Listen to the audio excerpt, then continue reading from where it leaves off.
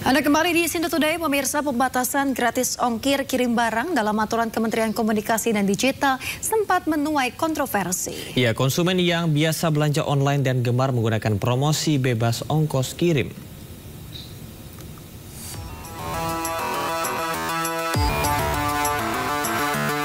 Minat masyarakat untuk belanja online di marketplace atau e-commerce masih menunjukkan peningkatan seiring dengan kian canggihnya alat komunikasi. Berbagai kemudahan memilih barang yang disukai, kemudian tinggal klik dan menanti kiriman datang, sudah menjadi realita kehidupan sehari-hari masyarakat sekarang. Apalagi jika ada promo gratis ongkos kirim. Namun di balik promo gratis ongkos kirim, ada beban yang harus ditanggung sejumlah pihak, seperti perusahaan dan pekerja jasa pengiriman. Kementerian Komunikasi dan Digital berupaya untuk memberikan perlindungan dengan pemberlakuan peraturan menteri. Hingga yang cukup menghebohkan, ada pembatasan gratis ongkir hanya 3 hari dalam 1 bulan. Dari kita nih sebagai sisi konsumen kan biasanya kan paling enak memang klik yang gratis ongkir, tapi dari sisi pengusahanya mungkin itu bagian dari promosi. Kita juga sebagai regulator sini juga harus hadir untuk melindungi juga teman-teman yang menjadi kurir. Kadang-kadang promosi dijadikan satu sarana berlebihan untuk mengattract, tapi yang ya kita juga harus lindungi teman-teman jadi kurir. Kalau kita lihat teman-teman yang sekarang jadi mitra kurir di jalan kan banyak sekali yang mengeluhkan bahwa promo-promo itu kadang dibebankan juga kepada mereka. Nah, kita ingatkan kepada para penyelenggara untuk jangan melakukan itu gitu loh. Kita harus fair juga terhadap teman-teman yang bekerja gitu. Usai timbul kehebohan, Komdigi mengklarifikasi bahwa permen ini tidak mengatur atau membatasi promosi gratis yang dilakukan e-commerce, melainkan mengatur pemberian potongan harga ongkos kirim oleh perusahaan kurir. Dari Jakarta, Muharlin, iNews melaporkan. Pemirsa, sejumlah kegiatan ekonomi di Indonesia sejauh ini masih terjaga dengan baik. Ya, meski begitu, pemerintah akan terus mewaspadai gejolak ekonomi yang terjadi dan akan mendorong APBN untuk belanja negara di sektor utama. Konsumsi listrik untuk industri tumbuhnya bahkan naik 16,3% dibandingkan tahun lalu ya semuanya. Dan untuk konsumsi listrik bisnis stabil di 6,3% growth-nya. Ini berarti kegiatan ekonomi masih tetap terjaga baik. Yang perlu untuk kita waspadai adalah PMI manufaktur Indonesia untuk bulan April mengalami kontraksi yaitu di 46,7. Jadi di satu sisi sentimen agak membaik dari mulai penjualan mobil, kemudian konsumsi listrik dan indeks kepercayaan konsumen, tapi PMI manufaktur mengalami masuk zona kontraksi. Ini adalah suatu perkembangan mix yang harus terus kita waspadai. Yang baik kita akan terus coba tingkatkan, makanya penggunaan APBN termasuk tadi untuk belanja negara dan mendukung sektor-sektor utama terus akan kita dorong. Dan untuk hal-hal yang mengalami kontraksi atau tekanan, maka kita akan bersama dengan kementerian lembaga lain untuk bagaimana bisa mengembalikan path atau langkahnya untuk mencapai pertumbuhan yang lebih positif. Pemirsa, Kementerian Keuangan merombak pejabat eselon 1. Ya, menariknya pensiunan TNI diangkat menjadi Dirjen Bea Cukai.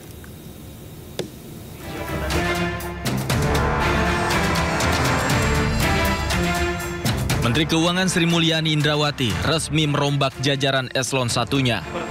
Mulai dari berbagai posisi dan upacara pelantikan berlangsung di Gedung Juanda 2 Kompleks Kementerian Keuangan Jakarta Jumat pagi. Total ada 22 pejabat eselon 1 yang dilantik Menteri Keuangan Sri Mulyani. Di antaranya Direktorat Jenderal Bea Cukai yang kini dijabat Letnan Jenderal TNI Purnawirawan Jaka Budi Utama. Terkait pelantikan tersebut, pihak Puspen TNI menegaskan status Letjen TNI Jaka Budi telah mengajukan pengunduran diri dari Dinas Aktif TNI dan mengikuti proses pensiun dini sesuai ketentuan yang berlaku. Jaka merupakan lulusan Akademi Militer 1990 dan berdinas di Kopassus. Posisi strategis terakhirnya adalah Sekretaris Utama Badan Intelijen Negara. Sementara Dirjen Pajak kini dijabat Bimo Wijayanto yang merupakan alumni SMA Taruna Nusantara Magelang. Jabatan terakhir sebelum menjadi Dirjen Pajak sebagai Sekretaris Deputi Bidang Kerjasama Investasi di Kementerian Keuangan. Para pejabat yang baru dilantik ini mendapat tugas dari Presiden Prabowo Subianto untuk meningkatkan penerimaan negara, efisiensi anggaran, dan tata kelola keuangan yang sehat di tengah kondisi ekonomi yang dinamis. Tim Liputan iNews melaporkan. Sementara itu pemirsa, Menteri Keuangan RI tegaskan penunjukan Letjen Purnawirawan Jaka Budi Utama untuk meningkatkan kerjasama dengan aparat penegak hukum. Presiden Prabowo juga sudah memberikan target bagi Kementerian Keuangan yang harus dicapai tahun ini. Presiden telah menyampaikan berkali-kali agar penerimaan negara terutama dari kegiatan-kegiatan yang dilihat sebagai ilegal atau menyalahi aturan harus dikoreksi. Maka kehadiran Pak Jaka merupakan suatu nilai tambah yang kami harapkan akan mendukung dan meningkatkan kemampuan Kementerian Keuangan untuk melakukan koordinasi yang jauh lebih baik dan efektif dengan berbagai aparat penegak hukum.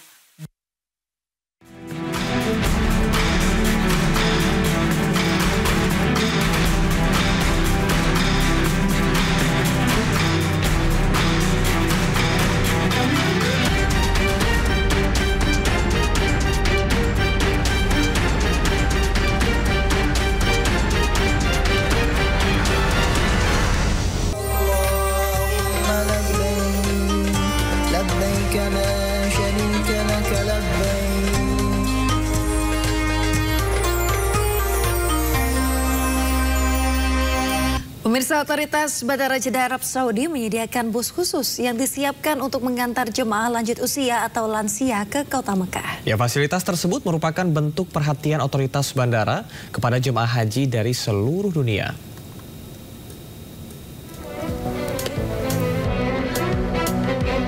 Bus khusus lansia yang disediakan otoritas Bandara Jeddah dirancang khusus untuk jemaah lansia dan penyandang disabilitas. Bus ini memiliki lift hidrolik mini untuk menaikkan dan menurunkan penumpang yang memakai kursi roda. Jadi dengan lift ini, lansia tidak perlu lagi digendong atau alat bantu tambahan. Layanan bus khusus lansia ini disediakan otoritas Bandara Jeddah sejak tahun lalu. Ya, baik, untuk layanan bis khusus lansia memang otoritas Bandara Jeddah sejak tahun lalu saya pertama kali melihat itu sudah menyediakannya. Ada bis khusus untuk bisa mengangkat jamaah, tidak harus digendong, tidak harus repot pakai alat apapun, tapi mereka ada bis yang ada lift hidroliknya mini gitu. Jamaah pakai kursi roda juga bisa dinaikkan, nanti baru didorong ke dalam. Fasilitas ini merupakan bentuk perhatian otoritas Bandara Jeddah kepada jemaah calon haji dari seluruh dunia. Dari Jeddah, Arab Saudi, Ramdhani, iNews melaporkan. Pemirsa, suasana hikmat menyelimuti Masjid Nabawi. Ya, ribuan jemaah haji dari berbagai penjuru dunia berkumpul. Jumat kemarin merupakan hari terakhir jemaah Indonesia melaksanakan sholat Jumat untuk selanjutnya menuju ke Mekah.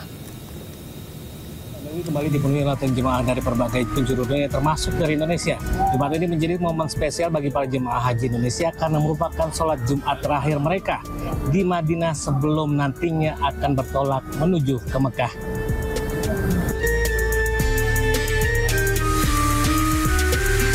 Masjid Nabawi kembali penuhi lautan jemaah dari penjuru dunia.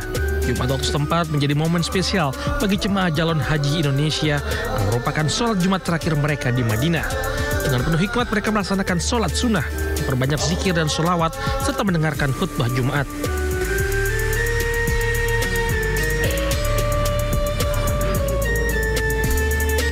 Panitia penyelenggara ibadah haji mengimbau para jemaah untuk menjaga kondisi kesehatan dan mempersiapkan diri secara fisik maupun mental mengingat waktu puncak haji yang semakin mendekat. Dari Madinah, Arab Saudi, Kiki Irfan melaporkan. Pemirsa, sebelum ke Mekah, para jemaah calon haji tak melewatkan kesempatan untuk berburu oleh-oleh di kota Madinah. Aneka barang seperti gantungan kunci tasbih, sejadah, peci hingga parfum menjadi incaran untuk dibawa pulang ke rumah.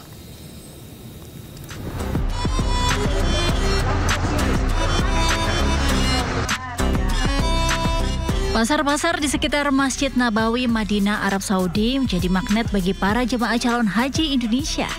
Para jemaah menyempatkan diri membeli oleh-oleh usai menunaikan sholat fardu dan ibadah sunnah di Masjid Nabawi. Salah satu toko yang viral di media sosial, khususnya bagi jemaah baik haji atau umroh, yakni toko Halal Al-Madinah atau Bos Hamid namanya.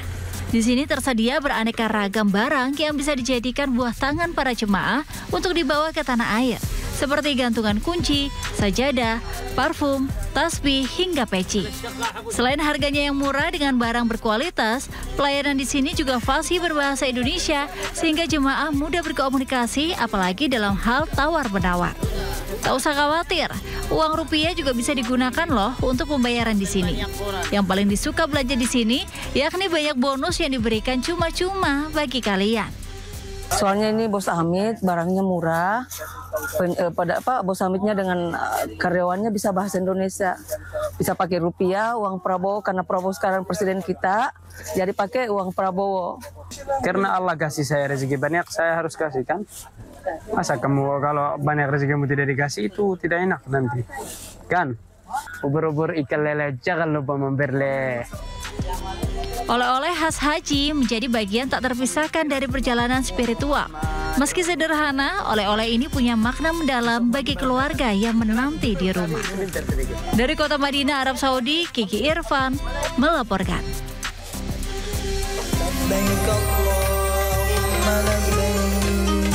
لبيك لا شريك